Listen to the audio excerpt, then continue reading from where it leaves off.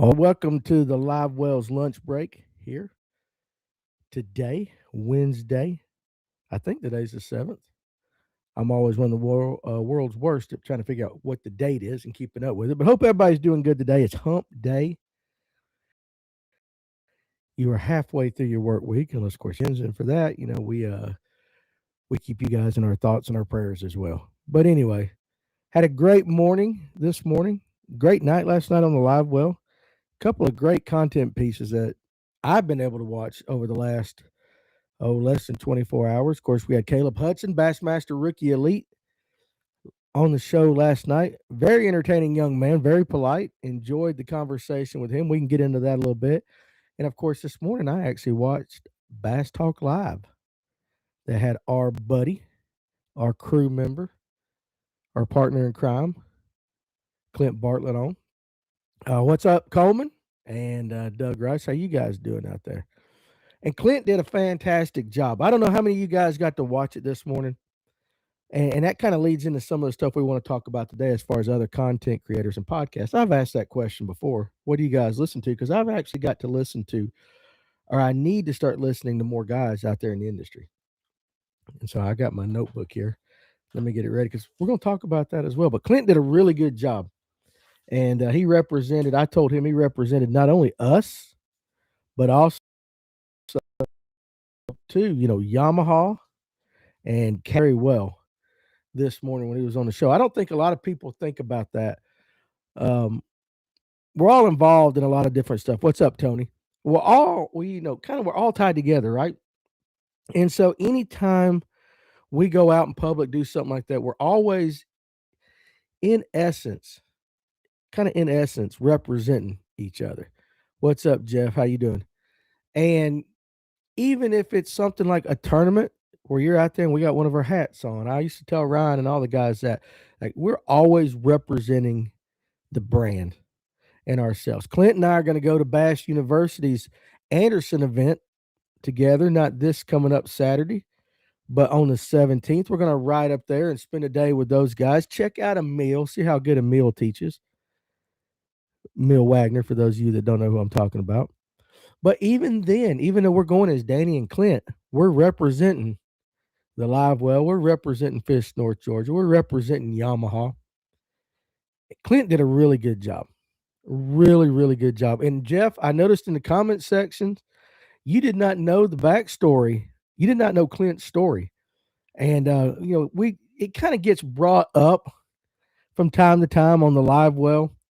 But yeah, he's got a really cool story of how, he went from, his dad and then the loss of his father and then going on into school and everything and just how it evolved into what he likes to do for a living. And it's really a good story, and he does a very good job. Silverpunk, how you doing? Texas rig time. Yeah, we're going to talk about the Texas rig. Absolutely. Now, tomorrow night, let me go ahead and tell you guys this on the Livewell. Clint will be on. Father Time will be on with me. We're going to have Mikey Balls on tomorrow night. I'm looking forward to that conversation. Really looking forward to that conversation. Picking his brain not only as an angler, but as a content creator. Silverpunk says, I had the pleasure of sitting in on an Emil seminar last year at Jimbo's. I saw something yesterday too. Jimbo is not having an expo this year. I don't know why he's not having an expo this year. I don't know what's involved with that. But I just noticed he made a post. He'll see you in 27. So as far as a local expo, I would imagine the Noe Outdoors will be the only expo this spring here in North Georgia. And it's a pretty good one. We've done that before, been out there. It's a good time. It is a cool story. Jeff, you did not know that. Well, we haven't done a good enough job giving you all of our backstories. Maybe one day we'll do that. Just an episode of how we got to where we are. And again, it goes to the family aspect of our viewers and our show. And I like knowing what you guys do. Like guys like John G. Everybody knows John G in the comments section. I've yet to get to meet him in person, but I think I've known him for like 100 years now because I know so much of his backstory. And that's one thing we need to try to keep and continue to do and do a little bit better here. Mikey's a cool dude. He's a good guy. He's an interesting character. I like that dude. Doc Holliday's heading to the water. Are you fishing with Brooks again? Are you fishing with Brooks again? Hey, Danny and guys. Here, speaking of John G, Faze Fishing and I are live from Sinclair. I'm telling you what, you have more time on the water than anybody that I know that's not actually a guide. Mikey definitely knows how to talk on a YouTube video. Yeah, for sure. And I mean, listen, he's got a fantastic following, and we're gonna kind of pick his brain when it comes to that. Andy said, Andy Anderson, Clint looked good on BTL. Polo shirt and had his hair and makeup done well. Impressive story. Great guy. He did clean up, right? I'm going to have to make him start cleaning up for us. Silverpunk wishes he was on Sinclair with FaZe and John G. That would be awesome. I've never met you guys in person, but feel like I've known you guys for years. And that, listen, one of the coolest things to do, one of the coolest experiences in all of this, it's like when we have a Toys for Tots tournament or something like that. And I have people come up for the first time, shaking my hand, say, listen, I watch you guys, and you put a face with a screen name now. What's up, Michael Owner on Facebook? How you doing today, buddy? But you actually get to meet them, and it's really, really cool. Danny, why do you have that pink color on in your background? We're working on it. Okay, so War Eagle the best. There is a reason for it in the film industry. It has to do with breaking up, and it's a psychological thing that I am still working on. I can change the colors from this remote. You want red? We can go red. But it has to do, like, hell, I can't get that one right there. But it has something to do with psychology. And it should be more purple, but we'll go with whatever it is. Danny put Underglow in his bedroom. Listen, I got it on the walls, man. That and the Elvis poster on the ceiling. But that's why, War Eagle, it's one of those little how do you want to say, subliminal type things that guys do. If you notice in a lot of podcasts and a lot of things, it just kind of, it adds depth, it adds all kinds of things. And I'm not an expert by no means on it at all, but still trying to figure it out. And until we can get a new studio built, that's just kind of what we got to do, kind of figure out different little ways to make it look, I don't know, more professional and less like a Zoom call, maybe. Jeff says we're going to put names to faces in March in Knoxville. Absolutely. And I think, I don't know if he's on here today or will be on here, but Jerry Catula, he's actually going to be up at the Anderson event. Bass U, some of the other guys that watch us are going to be up there at that event. Christopher Brown will be up there because he won the 2 tickets from Pete that day. And so he'll be up there. So it's always fun. What's up, Ron? It's always fun to put a face with a name. Especially when, hell, dude, we talk every day, right? And you get to meet people like that. Ron Swinford, like Ron would come to the shop and everything and be able to sit down. That's the one thing I miss about the shop, guys being able to just come in and sit down. A poster of Sydney Sweeney would do the same. Coleman, yeah, I don't think my wife would approve. I still have, I do have like a partner / landlord in all of this. You got to consider your wife. And I don't think, unless I'm going to put up a poster of Shannon Tatum or whatever that guy's name is behind me, make it fair for the ladies. I don't think she'll go for that. I have the signed Big Al Farrah Fawcett poster sitting right on the other side of the desk there. And I've yet to put it up. You gotta be sensitive, right? At some point. You'll figure it out. Let's see. Like black and white versus rainbow, more colors and more happy, in my opinion. It's something like that. Nathan, and again, smarter people than I have figured it out. Yeah, partner / landlord, Ron. That's exactly what it is. This is a business now, right? This is a home office. So we're business partners. Mike Geiger actually got in here today on time. That's amazing. Way to go, dude. You're up in your game, man. Jeremiah, we're going to talk about this today. We're going to talk, this is based off of yesterday's show. We're going to talk about Texas rig and why it's either fallen out of favor, in favor, where we use it, how we use it. We're going to break that down, and we're going to talk about other content creators, podcast, video guys with Mike, with Clint being on BTL, and then of course with Mikey Balls coming on tomorrow night, just to see what you guys like to do that. Mm. Who got all the signed hats in the divorce? They're still at the shop, and I got to talk to Josh because I don't think he wants them. I really want all of them, even if nothing else, just to have. But they're still hanging up at the shop, so we know we know why those things are up there. But that's funny. Who got all the signed hats in the divorce? Um, John G says, "Thanks, Danny. I know I have an addictive personality. I'm addicted to kayak bass fishing and FNG. Absolutely, dude. Hey, listen, but over the course of your life, you've changed that addiction into positive things, right? So if you're going to be addicted to something, be addicted to something positive, and I like it. But again, that's kind of what we're going to talk about. And one of the reasons, the Texas rig, when you say the Texas rig, that's such a broad term, right? It can stand, I mean, if I had a worm and it was rigged a certain way, you just would say that's a Texas rig. But it's also the way you hook other things, Carolina. I mean, there's so many different things. It's just a very broad term. But what I want to kind of talk about is the actual Texas rig, bullet weight, the way we fished back in the 80s. Okay, because the Texas rig was the first way I learned to throw a plastic worm. And so we can kind of break that down. But, on Lake Lanier, you're going to say shaky head 99% of the time. Alatuna, same thing. Don't get me wrong, guys, still throw the Texas rig. We do not talk about it. There are 15,000 shaky heads on the market, right? Bullet weight and EWG, and you're Texas rigging. Choice of hook. I guess you can say, do I want tungsten or do I want a bullet weight? Do I put a glass bead in there? Do I take something and peg the sinker? But that's about it, right? I mean, I know I've mentioned it before. Ryan and I did an experiment on Lake Lanier. Oh, goodness, it's been 2-3 years ago, where we had the exact same worm dipped the exact same way, the tail in chartreuse and all that. He was throwing a shaky head. I was throwing a Texas rig, and we were going down the bank, and he was just waxing my butt. I would throw in a spot, work it, not get bit. He'd throw that shaky head right behind me. Boom. He would throw in a spot, get bit, miss it or something. I'd throw that Texas rig right in there. Nothing.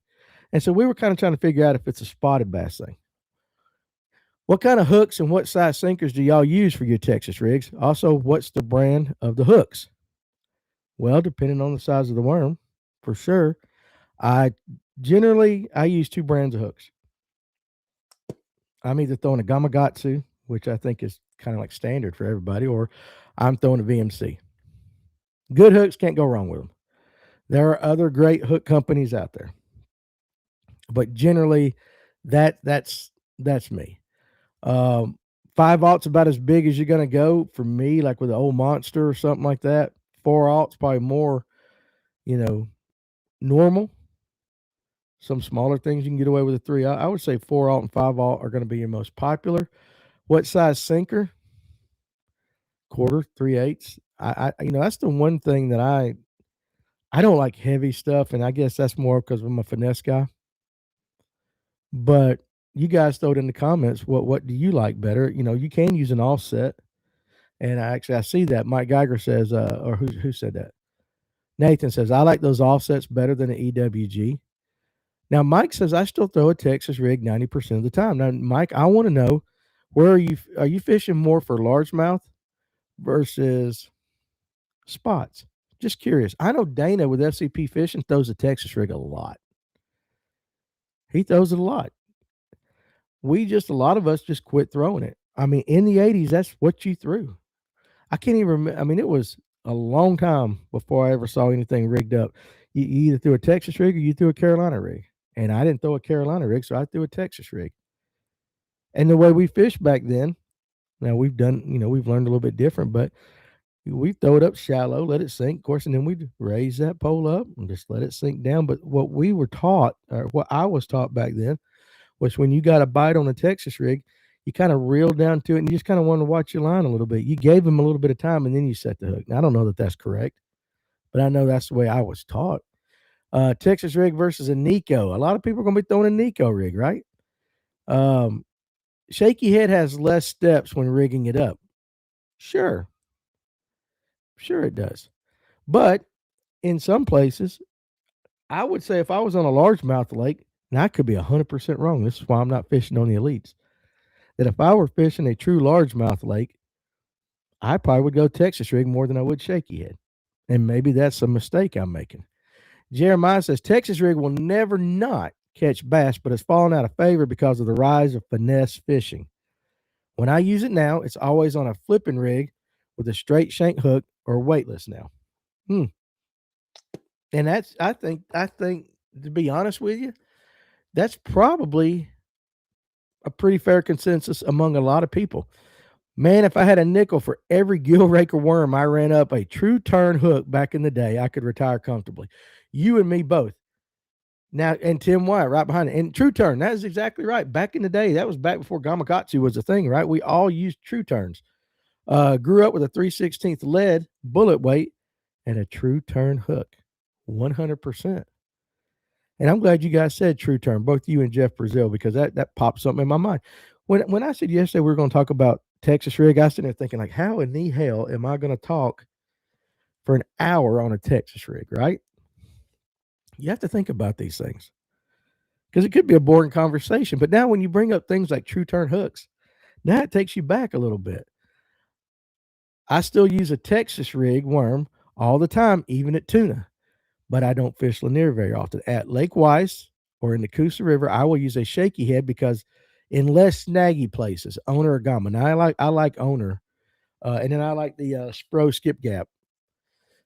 Tom Erico, I learned to use a 3/4 ounce bullet weight on a man's jelly worm. Wow, man's jelly worm. I'll show you some things that I chat GPT'd here in a second. Taylor Lucas caught a spotted bass at Eufaula pitching a Texas rig. They will hit it. Now, don't get me wrong. Spotted bass will hit it. But go out on, if you could go up to 100 boats today on Lake Lanier, and they were going to be throwing soft plastics, I guarantee you, now guarantees are kind of sketchy these days, I would venture to say 95% would have a shaky head over a Texas rig. I could be wrong.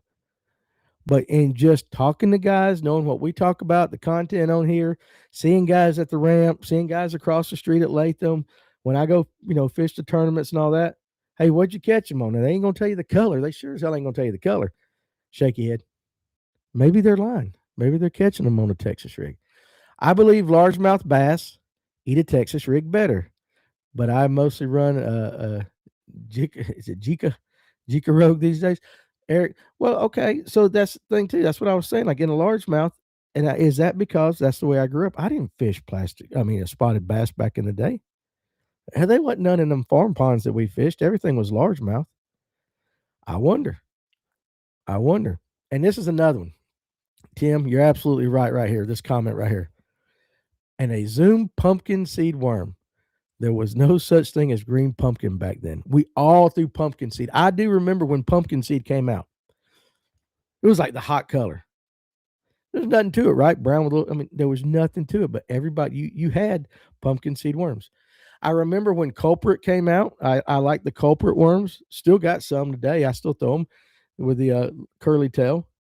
I always do the red shad. I think it's red shad. It's red with the silver belly or the black with the silver belly.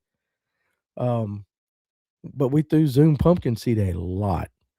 Slip sinkers, 1/8 of an ounce to 3/8, mostly a 3/16 or a quarter. Nathan wants to know, what's a jicka rig? I don't even know if I'm saying that crap right. Anytime my confidence gets low, now here's Nathan. Anytime my confidence gets low and it's the dog days of summer or full force winter, I pull the Texas rig out.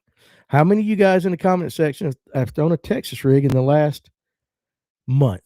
Just out of curiosity, show of hands, in the last month. Maybe, Tim, when I fish against you over at Cedar Creek here in a couple weeks, maybe it's a Texas rig, dude. I know that, God, Lord knows I've throwed every damn thing out there. But maybe I just got to slow roll an old monster and hopefully that one of the three big bass in that lake will actually hit. You can catch the other two. Just let me have one so I can cut a check. Brandon Owens. Texas rig is still the best. I love the shaky head, but catch more. More weight, more hook combos, and I don't hang up near as bad. And that is, when you say that, I pulled up the history of the Texas rig. And I'm trying to change my camera angles here until I get a TV in here. My camera is right in front of my screen today. But the origins of the Texas style became popular in the late 1950s, developed by anonymous anglers on Lake Tyler, Texas, is what it says. They needed a way to fish down in the brush and the timber of the newly created Texas reservoirs without getting hung. The original rig, and I'm going to have to slide myself to the side, utilized a sliding cone-shaped weight, often made by cutting the eyelet off a bell sinker to allow the bait to drop through cover. There you go. So, it makes sense why it's called a Texas rig, right? Now I got to find out where my screen's back out here. See if I hit the right button. Oh, there we go. But it makes sense why it's called Texas rig. So it was the Carolina rig invented in, the Carolinas? Maybe, I don't know. The classic kayaker. And here's where a lot of us stand. I can't decide if I prefer a shaky head or a Texas rig. I've caught more on the shaky head, but Texas rig has caught me bigger fish. How many of you guys have experienced that? Again, when I'm talking about it, again, I'm thinking largemouth versus spots. But when I first started fishing Lanier, I didn't know that much about shaky heads. I threw Texas rigs and caught fish. I caught spotted bass on it. But man, I ain't thrown a Texas rig other than that one day with Ryan. I haven't thrown a Texas rig on Lake Lanier or Lake Allatoona. Now, when I say Texas rig, a true, bullet head weight. I have Texas rigged, I've had it rigged up Texas rig on a Carolina rig, Carolina rig pulling. But like throwing that true bell sinker and all that, I ain't done that in forever. Doug, I kill spots on bluff walls on tuna. Early spring before the spawn. 1/4 ounce bullet, 2/0 hook. Here we go. He's going small, guys. 2/0 hook, 4-inch worm, tail dipped in chartreuse. Yeah, I can see that. And again, when we talk about Carolina rig on Allatoona, the guys that were telling me about how to throw a Carolina rig over there and what they do, it's normally a 4-inch zoom worm. And they all say the same damn color, watermelon red. And I'm sure guys throw different colors, but all those guys always say the same thing. Mike says, I get a better hookup ratio with a straight offset worm hook than with the EWG. Eric, you must be my age. That true turn hook was the jam. They still make them. How come we don't throw them? If it was a jam. There's so many things we caught fish with back in the day that was a jam. And then something sexier come along. We thought the grass was greener. Again, I always come back to the old style floating Rapala, right? They never stopped catching fish. But, I get it. Jeremiah says, I started learning soft plastics with a 7-inch Berkeley power worm, tequila sunrise color, on a 1/4 ounce weight with a 3/0 wide gap hook. Dynamite to this day. I wonder how many of you guys if you're going to fish Saturday, good luck. Have you seen the weather forecast for this Saturday? I know Scott Barnes has a tournament going, and all I'm going to say is if you fish Saturday, number one, be careful. Number two, you're a diehard, and you have my respect. I saw a thing today where it could possibly have 3 inches, and in some localized areas, up to 5 inches of rain Saturday. But if you are one of those guys that are going to go out Saturday, or maybe wait till Sunday, you think about picking up a Texas rig? Or would you say, hey, you know what? This is not the time to mess with it. I don't know. Mike Geiger uses Trocar VMC. Ron Swinford, I still throw a man's jelly worm, but they're out of business, and I have to guard my supply. I get it. I wonder why nobody's come up, and is there another company that makes something similar to the old man's jelly worm? Clayton throws a shaky head. Nathan said, I would rather fish a Texas rig. Jeff, after gill raker worms, We got on them culprit worms, right? Motor oil color with an orange tail was the color around here to throw. And he's up at Pickwick, Tennessee, or Alabama, whichever one of the two. Is it Alabama, Jeff? We got guys from Tennessee too. I can't keep up with everybody. And hey, listen, Nathan still wants to know what a Jika rig is. Jikk. Is it Jika? What is a Jika rig? I don't know either. And again, I don't know that I'm pronouncing it right. Tokyo rig tried to replace the standard Texas rig, but seemingly just fell right off after the first year or so. But I still throw them a lot. That Tokyo rig, yeah, I never got into that. Clayton said green pumpkin or motor oil. Guys, here's something true at the shop. When we had the shop, we had our Zoom worms on. Now, you can tell a guy, you honestly could do this. This is true. You honestly can tell a guy by his age with Zoom trick worms. And you're like, Danny, how can you do that? Guys in their 50s that are my age, maybe a little bit older, almost, especially if they're closer to 60, and they come in and they're looking for a specific color, almost all of them will say, hey, you got motor oil? Do you have a motor oil trick worm, a motor oil, anything Zoom motor oil? Never, ever would a guy, or did a guy 30 years old and under, 40 years old and under, ever come in and say, hey, you got motor oil? You almost can take certain colors, like Tim said, pumpkin seed. I guarantee you, if you go to these high schoolers, 25 and under, and look at the color soft plastic worms on their boat, very few, very, very few would have pumpkin seed. But I guarantee you, if you went to a boat and the guy was 60 years old, he's going to have a pack of motor oil or pumpkin seed Zoom worms because that's what he's always thrown. You guys think I'm crazy, but I'm telling you this. I can remember specifically. Ryan, there was a gentleman that wanted a motor oil worm, and he wanted it in a certain style of worm. And I remember Ryan ordered a bunch of them, but he ordered them in the trick worm. And I had this overstock because the guy wanted like 24 or 30 packs of them. And so we put them up, and then we ordered him the right worm in the right style. I can remember, honest to God, watching old guys come in going, oh, hey, they got that motor oil. Nobody carries the motor oil anymore. Always older gentlemen. And I just, I don't know, that's some useless information, but, that's just something. No, Eric, I think you might be closer to my age. That pumpkin seed lizard was literally all I had in my box when I was a kid. Fished Weiss mostly because my grandparents had a camper there. You get what I'm saying? So I think it's an age thing. Ron says for about 3 years, the culprit red shad worm at Weiss was cheating. Then all of a sudden that bite died. I'll tell you this about Latham. When Latham first opened, and again, lucky I've fished it since a little bit before it opened. And this is actually before really a lot of tournaments got going on there. So we're talking a good 10, 15 years ago, if not a little bit more. I could go over to Latham with a red curly tail worm. Didn't matter the brand. Sometimes the brighter red, the better. And I take my father-in-law and my brother-in-law, and we'd go over there and beat the banks. This is back before the herring got in there and all that. I would wear them out on a red worm. I have tried to replicate that the last 5 years. Every so often, I'll just throw a red Texas rig worm and I'll go beat the banks with it.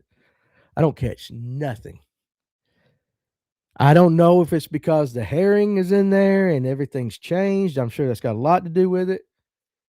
But I have zero confidence. And when I say red, we ain't talking about like plum. I'm talking about red. Like fire engine, candy apple red worms used to be the bomb, the ticket on Latham back in the day. And now, ain't no way. Texas rig lizard on Sinclair in March is hard to beat. Coleman and Carolina rig, I said too. Now, Jeff said I did this past Sunday. All right, Texas rig baby brush hog, Mardi Gras color as usual. Now, Jeff, were you throwing it on a bullet weight? When you say Texas rig, were you throwing it on a true Texas rig setup, or were you pulling it as Aldridge likes to do Carolina rig. That's his Carolina rig bait, is a baby brush hog. And that's another thing that we did grow up throwing Texas rig style was a brush hog when it came out. If you fish farm ponds around Forsyth County, North Fulton, because that was our area to run around in, when brush hogs came out, everybody was throwing them things. Very few people still throw them like we used to. Not saying you don't throw them, but like we used to. And generally, if somebody's throwing them and I have a conversation with them, it's the baby brush hog, not the full size ones. All right, here's a Jika rig. I hope it's Jika, whatever. It's basically a drop shot weight attached to the EWG hook. You sent me a pic. I don't know if I can pull it up. I ain't that talented yet with all this setup, but I think we can understand what you're saying. So you just got the drop shot weight attached to the hook itself.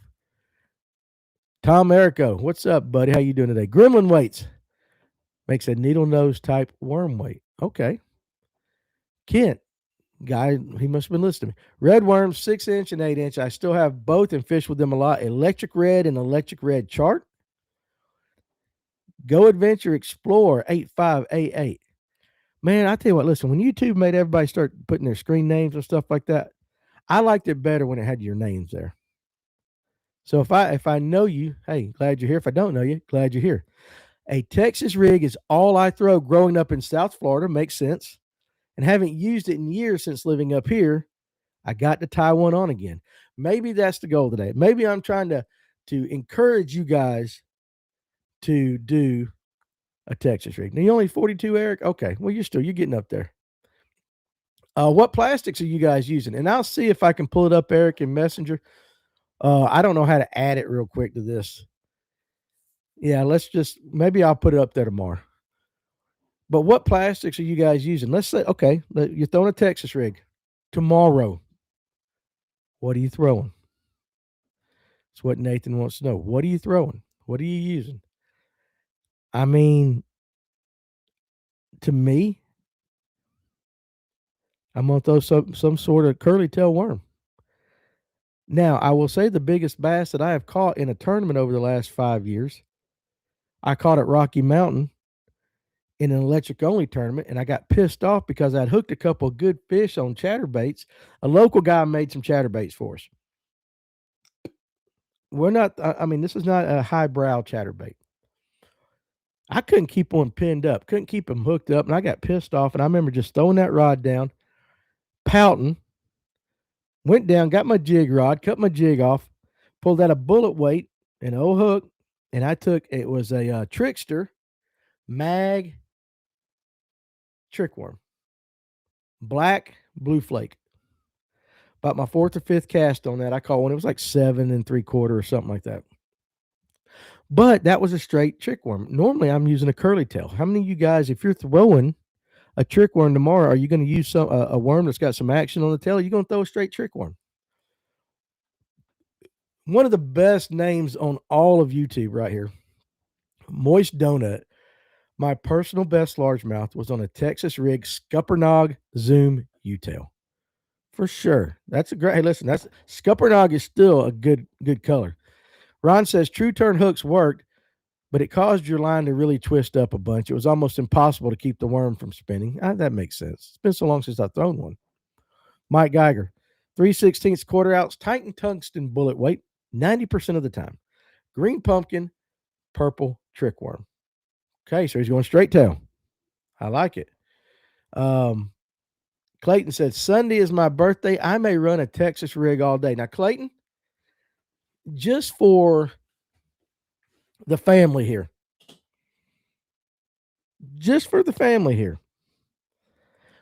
go out there and throw a Texas rig on Lanier or whatever lake you're going on all day. Don't pick up a shaky head.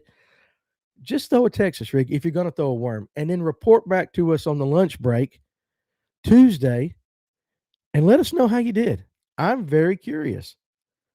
And if you say, hey, look, dude, I went out there and I smacked 12 on it, hey, then we might know something.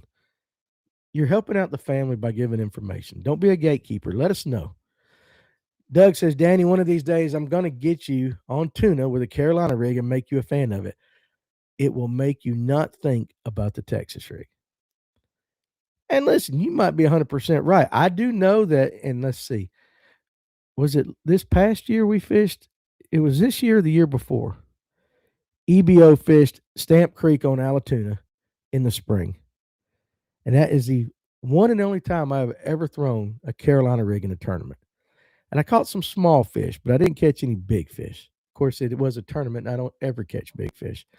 Every once in a while. Mike Geiger says, I'll be on Lanier Saturday. Got a tournament. Dude, be careful out there. Oh, Danny Perdue. It all depends on what Van Dam is throwing. Yes, all the old stuff works, but we get zoned in on what Van Dam, Evers, et cetera, are promoting. I can honestly, now, that is the one thing I can honestly say is I've only bought a handful of baits in my life based upon a pro.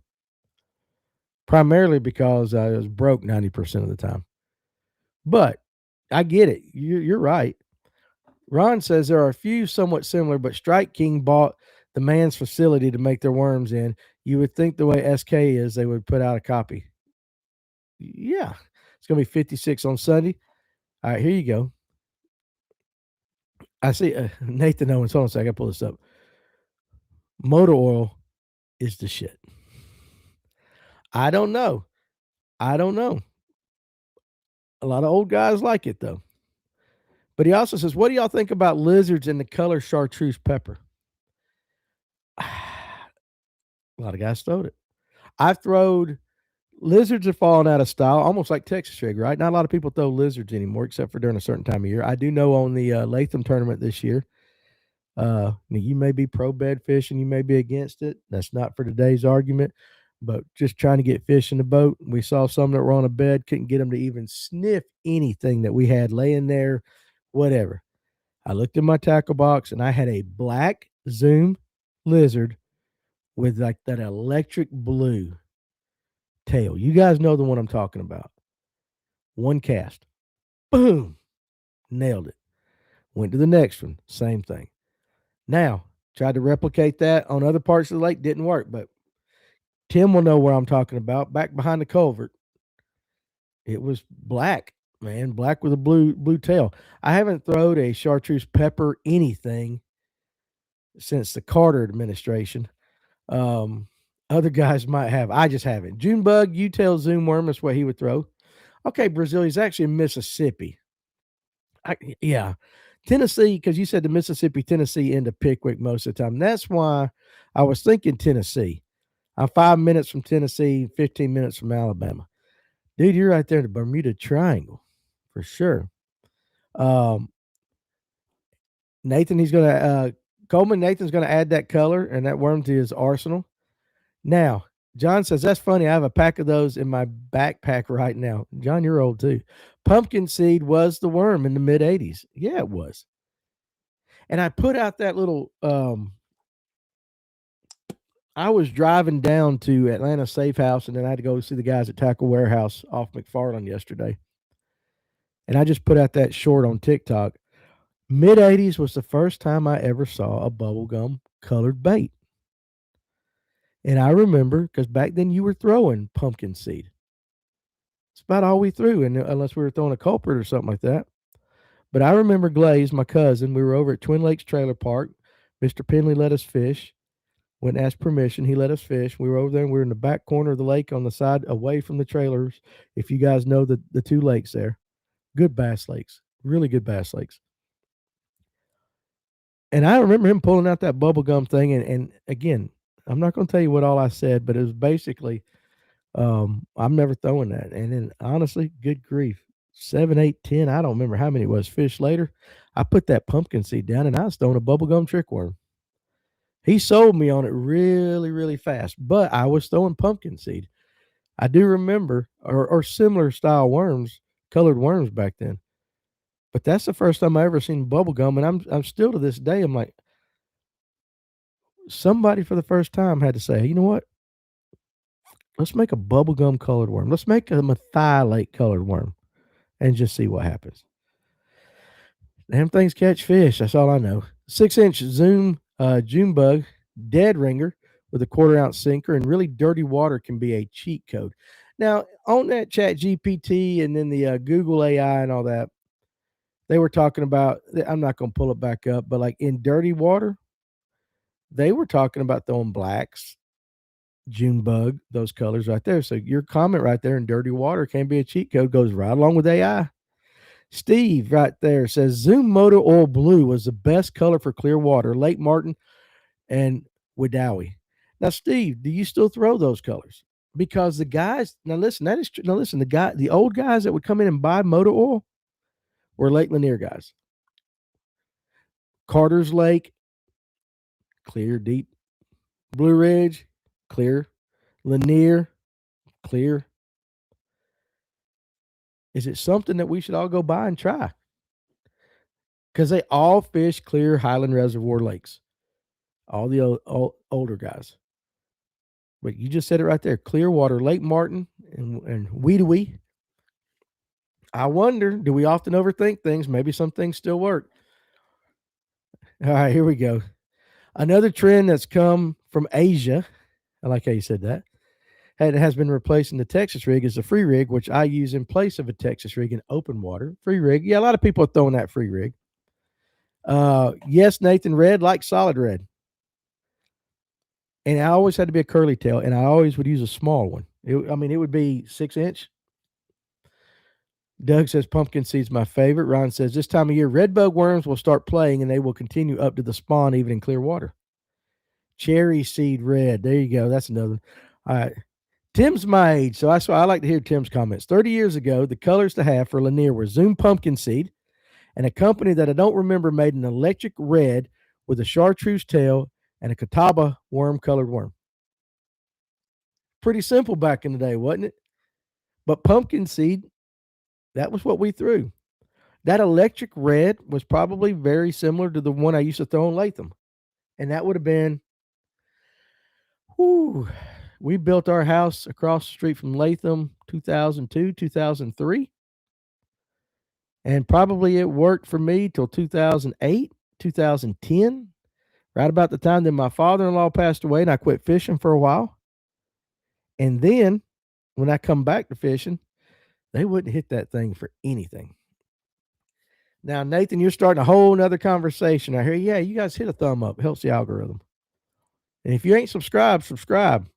We're getting close to 10,000. That's my next goal. I want to break 10,000. And I think we'll do it. I want to break it, of course, in 2026. I think we'll do it well before then, before the end of the year. But hey, let's break 10,000. A Texas rigged tube is deadly. Not a lot of people throw tubes down here. I remember the first time, Colin Steele, he is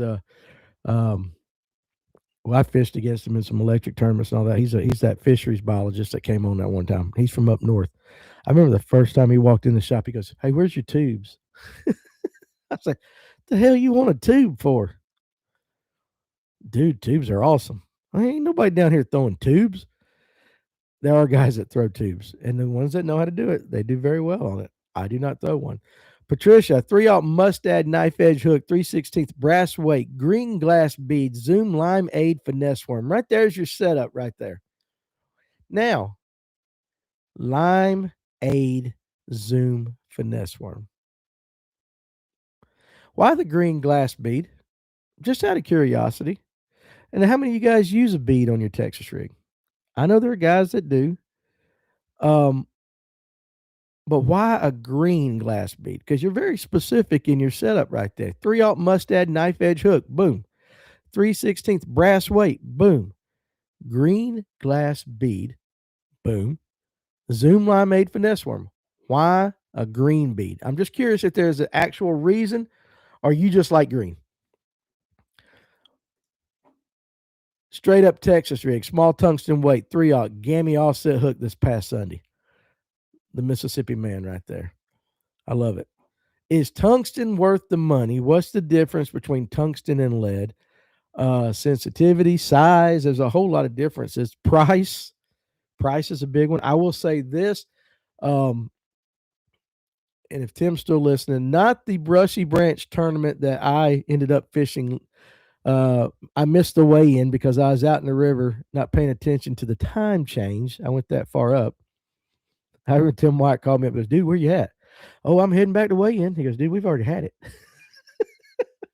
Because I'd looked at my phone at one point and not my damn wristwatch. And I totally missed the weigh-in. And that was a tournament we had to qualify. All I had to do was catch one bass. Josh, we had two tournaments. We were fishing two clubs. Josh took the boat, fished one club. I took the John boat over to Brushy Branch, fished by myself. I just had to weigh in one fish. And that would have qualified us for our classic. I had one fish. And I missed the damn weigh-in. Wasn't paying a bit of attention, but I remember him calling me, where you at? I'm on my way back, babe. But not that tournament, but the tournament before. I went way up that creek arm, and I don't remember the name of the creek, to the right, and was throwing everything. And I pulled out a tungsten. I had a tungsten bullet weight, and all I had was some green Senkos. And we actually did pretty well that tournament. Started busting. Tungsten is very much, it is more sensitive. It's more expensive. Smaller profile, same weight. Is it worth it?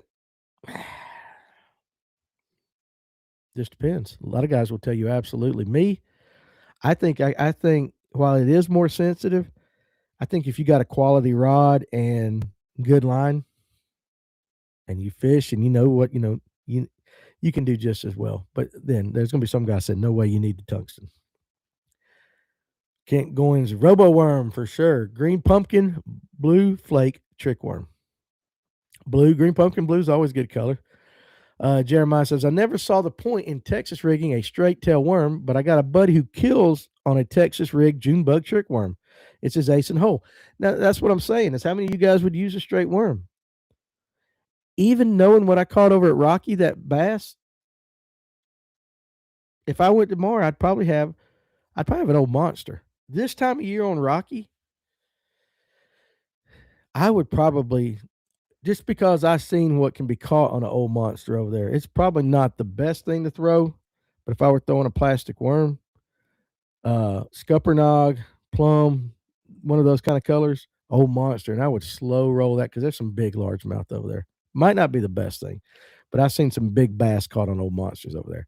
Now, tungsten is more dense than lead, so you can have a smaller size weight in the tungsten than you would a large lead weight, in a nutshell, for sure. Mike Geiger says a straight chick worm or magnum trick worm, green, pumpkin, purple. Ain't none of you guys throwing pumpkin seed or motor oil? If conditions are tough, I use trick worms. If not, I use a curly tail or speed worm, Nathan says. Interesting. Clay, what's up? Appreciate you joining us on Facebook. Zoom baby brush hog or Zoom big dead ringer year round. Mag 2 or old monster in the summer. Solid choices. Purdue says green pumpkin purple. Don't work nowhere. Send them all to me. That's right. He'll dispose of them. That is a terrible color. Green pumpkin purple will not catch you any fish at all. At all. Clayton, fish that cover, man. I bet you will smack them, Nathan's what Clayton Nathan is telling you that. Now here you go. I don't know this to be true, but I'm gonna take Patricia's word on it. Lanier record spot was caught on a red shad culprit. What is the record spot on Lake Lanier? It's 8 something, right? Is it that big? Or is it high 7s? I can't tell you off the top of my head. I use straight tail worms when it is tough. I like to start with a worm with a curly tail. However, at tuna or Lanier, I always start with a straight tail. If they are really biting it, then I'll go to a curly tail. Well, let me ask something, Ron. If they're really biting it, why wouldn't you just stay with a straight tail? I mean, that's just my dumb way of thinking. I mean, I'm just curious. Why would you make that switch if you know they're biting it? Nathan says, to hell with what pros, Stowe. Ford Faces on our runs the world now, and it's hard to find stuff that works for me from the bank. Hey, listen, fish have always been caught from the bank. You can do it, babe. Faye says, I always fish a Texas rig lizard, rather watermelon red, June bug, or pumpkin seed. Again, Ron, last time I threw motor oil was a couple years ago in the Zoom Zlinky, weightless at tuna, caught a few around the spawn on it. Eric said, my uncle is in his 60s. He wore me out on Lake Harding last year, one day with a chartreuse pepper worm. He's in his 60s. You prefaced it right there, right? Some guys told me that he caught his PB on a chartreuse pepper lizard, and I just thought he was crazy. All right. I can't say I've never caught a big fish on that because before Latham opened, statute of limitations have run out. My dad had a key to the thing, and he would go over there and he would walk. When he built his house where Belmont, he would walk in the evenings over there. If you know Latham, you know where he would walk at. And where their boathouse is now, where the lake management has their boat, there's a house there. Now, that house used to not be there, a little boathouse. Back towards the ramp, about, I don't know, 15, maybe name that far, 15, 20 feet. There used to be a stump, and there used to be a lot of brush sitting out there. And one evening when he was walking, I grabbed my rod, I went over there, and I chunked out a Zoom lizard that was pumpkin with a chartreuse tail. And I caught one about, 6.5, 7 pounds. Remember showing Dad, like, dude, listen, this lake ain't even open. Look what it's got in there. Probably a holdover from something from one of the lakes or one of the, I've been told there's some smaller ponds or something like that. But I remember catching it on that lizard. Now, have I caught one since then on that? No. But it was a pumpkin seed with a chartreuse tail. And it had, it's very similar. Moist Donut says pumpkin seed and watermelon seed were big producers in the 80s. We are showing our age, guys. We certainly are. My wife fishes bubblegum everything to this day, and every once in a while she will kill it with that color. Very good springtime color. And a lot of guys will throw bubblegum colored flukes. I still don't understand methylate, though. And I said that in that video yesterday. Like, what in the hell in the water looks methylate that makes a basket like methylate color in the basket? That is food right there. What's up, Purrs? Eric Crowley, what's up, my man? Everything still works. 100% it does. It does. Sand used to be the color for Lanier. Don't hear about it much anymore. Danny, the only time I tie sand jigs, and we would sell Zoom sand colored finesse worms and trick worms. They sold in the dead of winter. 100% of the time.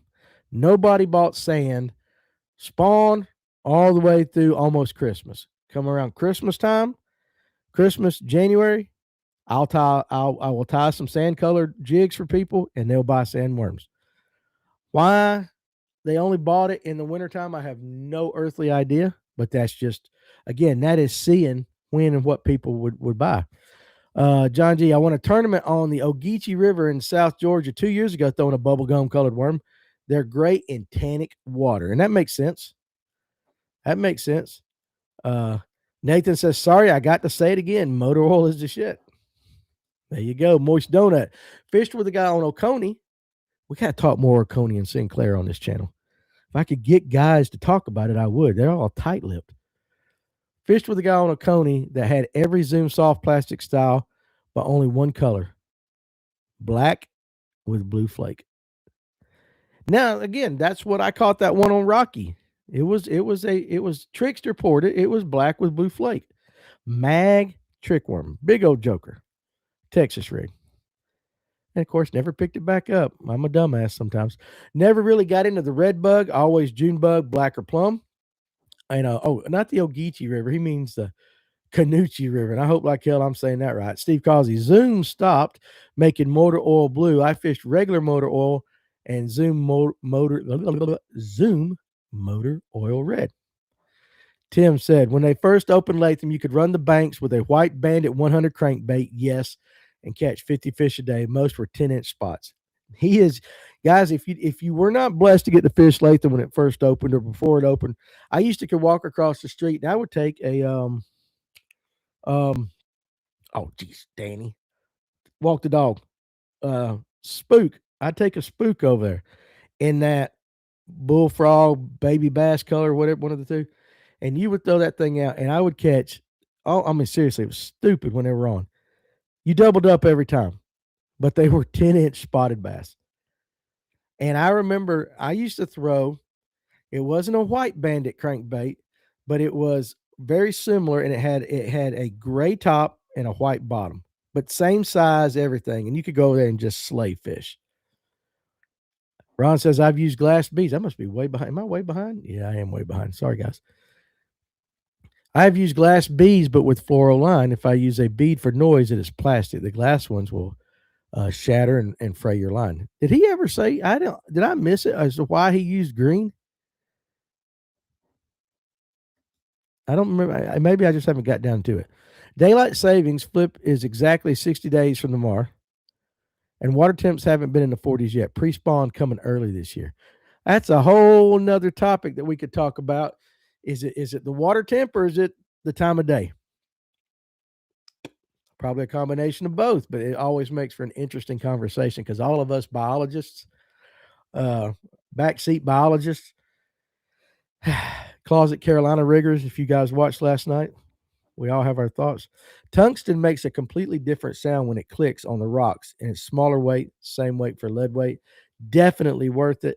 God, I'm way behind. I like tungsten for heavier minnow heads. It's a smaller profile. I actually like lead for lighter ones. They are bigger and gives better return, despite what people say. Coleman said that. If the straight tail worm has action, that's what they want the most, I think. Maybe. Hey, Steven Surgeon, what's going on? Don't forget that tungsten is more environmentally friendly. And I bet, Steven, that comment, and I could be completely wrong, but you're from up north. And I know in the electric only world, at one point in time back 4 or 5 years ago, we were trying to get some competitions going between northern states and us, some clubs up there and all that. The biggest problem with doing all that was environmental factors. Like up there, your boats can't go from lake. And correct me if I'm wrong, because I don't remember all of it, but I do know that we couldn't take our boats up there and put them in lakes because of invasive species, mussels, fungi, larvae, whatever. You know what I'm saying? And I wonder if because you're from up north, you're more aware of the environmental aspects of tungsten that we down here in the south don't think about near as much. Because we really don't talk a lot of environmental things unless you're a duck hunter. And I hear duck hunters talking about it a lot, but fishermen in the South, we do not talk about environmental stuff. But that's a good point. It is. Actually, bismuth.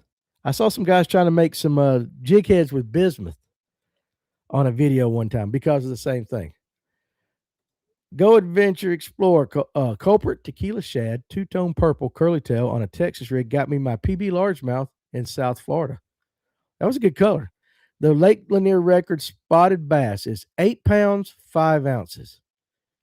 Guys, do you guys remember or not remember? I mean, do you realize how big an 8-pound spotted bass is? Some of you guys have caught some 5s and some 6s. Maybe there's 1 or 2 of you out there that's broke 7. Unless you're from California, okay, that one couple lakes out in California where they feed on salmon, that's different. But out here, an 8-pound spot, guys, that's a tank. I wonder how it fought. You guys ever caught the big largemouth that just didn't fought near as hard as the 3-pounder? Like it's almost like dead weight. You know, they still fight, don't get me wrong, but you know what I'm saying. I wonder if an 8-pound spot puts up a fight similar to a 2.5-pound, 3-pound spot. Or if it's just so big that it's just kind of like, it's like the fat girl on the treadmill. They're walking more than they're running. I wonder. Now, Patricia said, record spot was caught at 1 a.m. and almost released because it was thought to be a largemouth. That's a good story. I did not know that. Clay goes, does anyone throw a color more than green pumpkin? Like your go-to color regardless of where you are going to fish? No. I don't think anybody now let me rephrase that. I think your most popular colors, number 1, green pumpkin, for sure. Some form of green pumpkin with like green pumpkin. A lot of guys will still throw black a lot. But I don't think it's near as popular as green pumpkin. I think everybody's going to have a form of green pumpkin, but on certain lakes, black will outperform green pumpkin depending on certain things. I do know this wacky, the wacky worm. Everybody knows I love to throw it. Largemouth Lake, I tend to throw more green pumpkin, solid green pumpkins.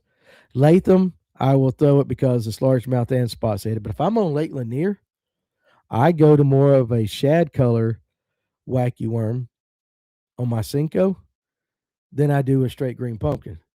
Now, if I'm throwing a shaky head or a Texas rig or something like that, right now, if you look at all my worms, the majority are all some kind of form of green pumpkin. I mean, I've got some others, but I would venture to say probably not very many people, Clay. Old worms still work. That's what I tell my wife. It's all about how you wiggle it. And she laughs at me every time I say that. I want to hear more juice on Hartwell. You know what was interesting to me last night on the live well with Caleb was that he thinks Clark's Hill just absolutely waxes just waxes Hartwell's butt. You know what I'm saying? Now, again, the problem, and now this is we're trying to fix this on this show, especially the live well. Now that we're not having to bring people in, we're trying to branch it out and cover more lakes, right?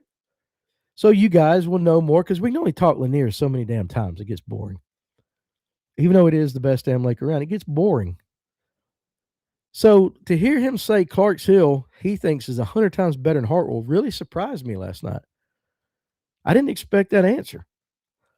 We got to get some people to talk more on Hartwell, Clark's Hill, Oconee and Sinclair especially. Hell, we might as well throw West Point in there. And that's what we're trying to do. Danny, you're a G for reading all these comments. Listen, you guys, without your comments, the show sucks. Nobody wants to listen to me. Danny, you got to do a show on discontinued baits and fishing products that need to come back. Good idea. I think we can do that, Jeremiah. I don't know what color methylate is supposed to resemble, but it will flat out catch them in stained water in the early spring. Clay, honestly, you're right. Absolutely. But it's almost like Morning Dawn.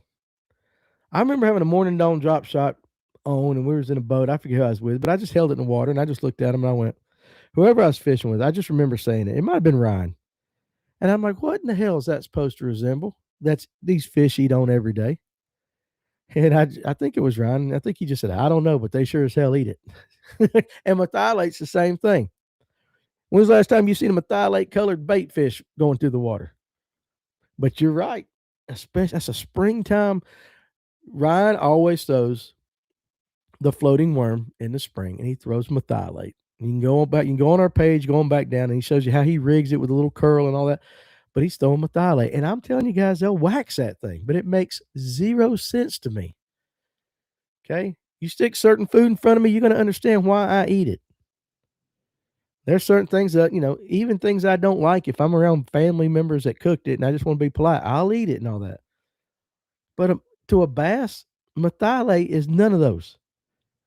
I wonder if they just hit it out of just instinctive anger. Maybe they think it's competition. I don't know, but they absolutely wax it. And it's coming up. Listen, methylate season is coming up here soon. I didn't know they were hyping tungsten because the environmental or better fishing. No, Nathan, I would say the better fishing, but Steve does bring up an interesting point in that lead is toxic, especially if you get enough of it.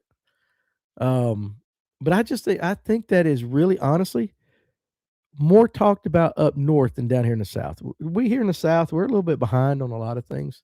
And in a lot of things, we're better, and we should never change. But environmental issues are not as prevalent in the state of Georgia as I would say they are in New York. And I'm talking about outside of New York City. We all know what New York City is. But they're talked about more up there. And if you get on YouTube or, read the Associated Press or just read, when it comes to environmental issues in the outdoor world, you're going to see a lot more, at least in my experience, articles or things being written from people up north. And I'm not saying they're wrong. They're 100% right. We just don't talk about it down here near as much. Maybe we need to change that. War Eagle the best. White bone color works for worms and crawls. I have caught, again, we're going back to the 80s. War Eagle. We're going back to the 80s. The lake that my cousin showed me the bubble gum worm on. My dad had a lake in our backyard, And guys have heard me talk about it before. Oh, Stump Field Lake. It was designed to catch the silt from the creek and everything so that its spillway went into one of those two lakes to keep those lakes, keep all the trash out of it, so to speak. After the bubblegum colored worm incident of 1986, I think it was around that time, I went to the store and I found some white Zoom trick worms. And I remember going over to my dad's lake. My dad's lake stayed dirty. Okay. When it rained really hard, you could walk across it. It was so muddy. But it stayed dirty. It was like a little mini Weiss. Stump filled, everything brown colored. If you ever had 2 foot of clear visibility in that lake, it's because it didn't rain in like 9 months. But I remember throwing a white trick worm, and I remember catching some bass on it. I have not thrown a white trick worm or a crawl since the 80s. I'm not saying they don't work. I just have not done it. There may be some guys in the comment section that have. You know what I'm saying? But I haven't. Would they work? I'm sure they would. I don't know. I don't know. I do know that there's some companies that still make a white. I mean, Zoom still makes a white trick worm. I know there's some companies like Softy. They make a white trick worm. They make a white drop shot worm. They call it white light, and it's not a pure white. It very well could. I would think if a guy's throwing a white worm these days, it's a smaller profile and he's putting it on a drop shot. Again, that's just me guessing. Jeff Brazil, an 8-pound spot would tear your reel up if you ain't careful. I can't tell you because I ain't never caught one that big. But I have caught some big largemouth that were kind of like, they fight for the first, you know what I'm saying? They fight for the first 5 seconds and then they're like, I'm going to meet my maker. I've never talked to anybody that caught. I tell you what I need to do. I need to call Jason Johnson because him and Cody Meyer went out there to that California lake and their best 5 spots that day were over 40 pounds. I need to ask him, compare those spots to a 5 or 6 pound Lake Lanier spot. I would be very curious to see what his opinion of that would be. You know what I'm saying? 8-pound spot is a certified nuke. My 5-pounder felt unreal to look at. Yeah, absolutely. Jeremiah says, pro tip, you can actually Texas rig for crappie and brush if you've been a ball head or a slider jig. Makes it weedless. Yeah, but Jeremiah, who the hell wants to go through that much trouble for crappie? You know what I'm saying? I know you listen, you fish more than I do. You probably would. My 10.5 pound, okay, 10.5 pound bass. All right. I was trying to figure out what that was you were talking about. On seed, Lake Seed. Okay, here we go. His 10.5 pound bass on Lake Seed come off a green pumpkin, purple trick worm with a 3/16 tungsten weight, Texas rigged. All right, Mike, let's see how good you are. Give me your setup. What rod, what reel, what brand of line, what pound test, and what knot did you use to tie? I'm being serious. 10.5 pound bass is something you don't forget. I'm curious if you remember right off the top of your head your setup. And then, of course, now he goes, my last 10.5 that I caught. Now you're flexing on me, big guy. My last 10.5 I caught, you're flexing. Coleman, I would freak out like a little girl. Guys, if I could just break 6 pounds on a spotted bass, y'all would hear me across North Georgia. Seriously, I'd probably walk on water. If you see a boat fishing a Carolina rig with 2 guys in the boat, I promise you the combined age of the anglers is 120 plus. If 2 guys are doing it, yes. That I could see. You don't see it very often. But I do know some guys in the electric only world that have won some tournaments here over the last 2 years throwing a Carolina rig on Lanier. If you remember in the no forward facing sonar tournament that Allen threw, Joey Cifuentes, I believe it was Joey. He was catching spots on the Carolina rig.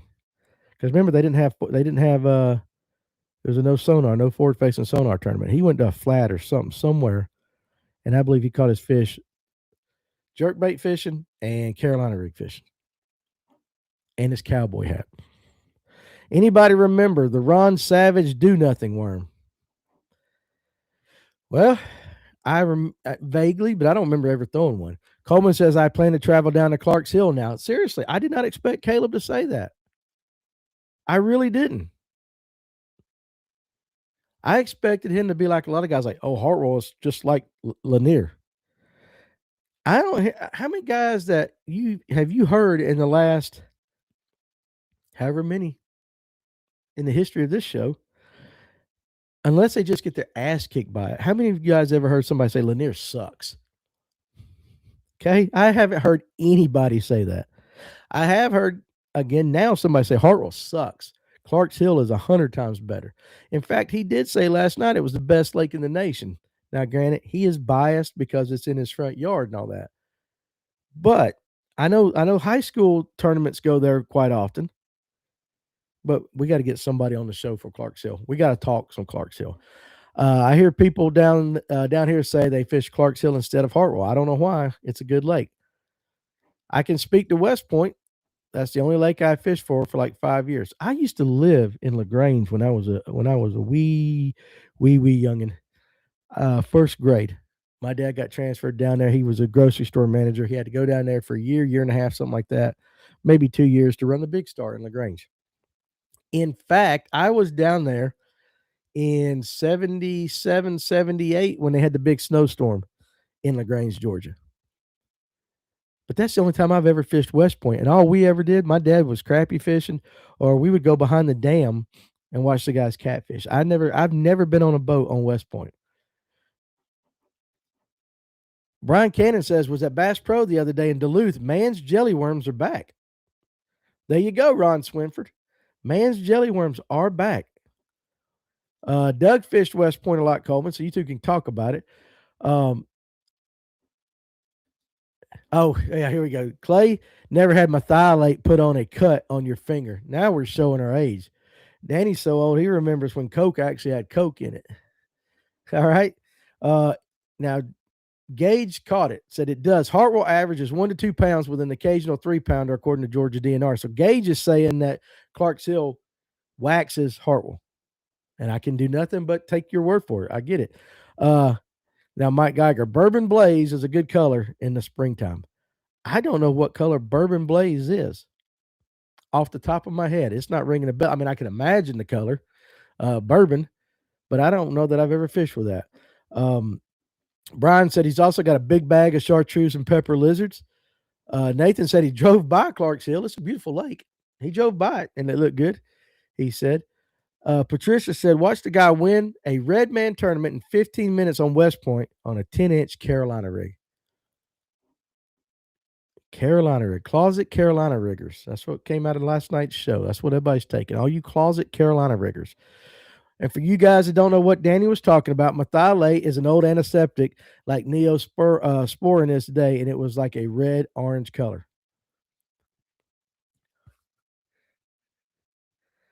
Almost like betadine, right? In the color. Am I right on that, Danny? Like betadine, it kind of stained. And the only reason I know that is when I got my vasectomy, the nurse gave me a betadine bath down there. Things I can't talk about on this show. Gay said, I've been average fish on Allatoona than I have been on Hartwell. Maybe it's just me. No, dude. I can believe that. There is old Clint. Clint did a fantastic job. I'm late, was getting a haircut. You got a haircut after your big debut on Bass Talk Live? Oh, you're backwards, boy. West Point in the 80s and 90s had some stud largemouth, not so much anymore. Aren't they doing or have been doing over the last few years a largemouth restock on Allatoona? West Point used to be a 16-inch limit, too. That's another thing. We've talked about it before. Why does Lake Lanier have a 14-inch limit on largemouth and spotted bass, and Allatoona doesn't? Do any of the other lakes have a 14-inch in Georgia? Like on Lake Lanier, why? I mean, with it being so healthy and everything, is it because of that 14-inch limit? And if it is, why aren't other lakes doing it? I don't know that I've ever had anybody explain the reasoning behind that. I do know that somebody told me that on Allatoona at one point they were talking about putting limits and people raised Cain about it. I don't know. The state of West Point now is sad compared to what it used to be. However, I do Texas rig at West Point more than anywhere else. There you go. West Point used to be known for its hybrid action. That's something else too. We got to start. I got to do a show every once in a while on hybrids and stripers. Those guys get mad at us because we don't talk about them enough. But I mean, striper fishing's hard to talk about. You're either pulling a planer board or you're throwing a few baits. I mean, they're fun to catch. It's hard to do an entire podcast series on them. Unless you're like Henry Cowan and you go after them with fly rods and stuff. That's pretty interesting. Largemouth fight like grouper. They fight like hell for 30 seconds and they give up. Nathan says, I've had a 1 pound spot fight harder than a 6 pound largie. That's what I'm saying. I just wonder what an 8 pound spot fight's like. Clayton said he likes Clarksville. Okay, now Mike said, now listen, I was teasing him about flexing. He goes, I said the last 10.5 because I caught 2 on seed. The first one was 20 years ago and the last one was 3 or 4 years ago. Mike, don't tell nobody that. Act like you've been catching them all the time, man. I wouldn't know no better. I wouldn't know any better at all. Now, here's his setup, guys, on his last 10.5 pound. I actually, I asked him. Here he goes. 76 832 braid, 50-pound test with 20-pound fluorocarbon FC Sniper leader. Shout out to Sunline, our new sponsor on the Livewell. They're going to give me some stuff to give away too, guys. You guys are going to start getting some Sunline product. He's a Bowel Tatula reel. Enigma HPT 7 medium heavy rod. What the hell's a Bowel Tatula reel? Okay, it was Suffix 832 braid. A Daiwa reel. In his first thing, guys, look right here. I mean, it says clearly a Bowel Tatula. I just thought maybe you had something we ain't heard of. The Georgia DNR is so behind on Lake Hartwell. I think I could do better. Okay, there you go. What vasectomy? Yeah, Jeremiah. Seriously. Yeah, you got listen. Sometimes you gotta do what you gotta do, dude. After three, listen, I can't afford the 3 I had. But you do get a betadine bath. Something to consider. All right, here we go, Stephen. We're back up to the north up there. Now, this I have some info on like that. Zebra mussels are the main invasive species concern. Clean and dry boats and trailers are the main defense. Now, for those of you that don't know, the Great Lakes are covered in those zebra mussels. When we went to Michigan for the TV show, they were talking about, I mean, that water is so clear that the dirtiest water I've seen in Lake Michigan is 10 times clearer than the clearest water I've ever seen in Georgia. The Crystal River is exactly that. It's crystal clear. Lake Michigan, 40 foot, 30 foot, you can see down, you can see bottom. And that was because of zebra mussels. They said that back in the day, it used to be, muddy all the time, dirty water. It is so clean, but it's because of the zebra mussels, and they were invasive. Now, did they, I mean, if you ask me, they did a good job cleaning up Michigan, Lake Michigan and all that.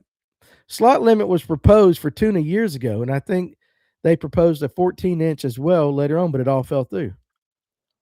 I just wonder. I wonder why Lake Lanier is 14 inches and tuna is not. It seems to me that would help your fishing a little bit. Maybe, maybe not. I'm not a biologist. Yeah, hashtag Sunline, 100% think he meant Daiwa. He did. But, I mean, listen, I didn't know if he had some special kind of Bowel Tatula rod or reel. All right, guys. Hey, we went an hour 20 today. Good job, all the comments. Very quick, very easy hour and 20 for me. And now I got to go buy water lines and go work on my daughter's house. She is adopting a child, and we have to get inspections on her house. And I had to change out a couple of things and change out a sink, and I got to go change out water lines. I am a Renaissance man, a man of many talents. I'm an expert at none, though. Just dangerous enough to be your plumber, your electrician, your heat and air guy, and your confidant when it comes to fishing, right? You got to do the things you got to do. But Jeremiah, one of these days, I'll tell you about that vasectomy. It would be a lot funnier if I told it off air. But anyway, you guys listen, I appreciate you stopping by the lunch break today. Had a good time with you guys, as always. Now, so here's the schedule for tomorrow. We will have a lunch break. I will post a topic. I'll think of another topic today. It was a good conversation on Texas rig. We talked more than I thought we would. We didn't even get into the content creators or anything like that. But still, had a great time with that. Listen, my wife just sent me a text. Make sure I have stuff for hamburgers and all that because my kids are coming over. I'm going to end up having to cook too. Sheesh. I don't let my wife cook the meat around here. But we'll do a live well. And then tomorrow night on the live well, Mikey Balls will be in. And he'll be on. And we will pick his brain. I mean, there's 100 different ways that show could go. If you guys bring the questions for him, because he's a smart man. And he's opinionated. So it ought to be really interesting. Jack of all trades, master of none, 100%, Clayton. It's like I tell everybody, I'm just dangerous enough at everything to make you worry about it. I can change out your sockets and all that stuff, but you might want to be very careful plugging it in the first time and all that. But the rest of you guys say, listen, let me read this one more comment, and then we'll get out of here because Clay put it out there on Facebook. West Point will humble the best of them. I can be in water on West Point in less than 30 minutes pulling out of my driveway, and I spent a ton of time on it. It sucks. But it will take 20 pounds to win a derby from now on until June. Absolutely. Absolutely. So you guys, hey, join me tomorrow or join me tomorrow night. Make sure you like and subscribe. If you ain't subscribed to the channel, do that. Helps us. We got to get to 10,000. And, hey, y'all have a great rest of your day. Do not work too hard. It's hump day. And that rainy-ass Saturday will be here before you know it. So got some good football games. You guys can put the football game on, but listen to us tomorrow night. It's a hell of a plan. I might actually have the football game going on while I'm talking to you guys. So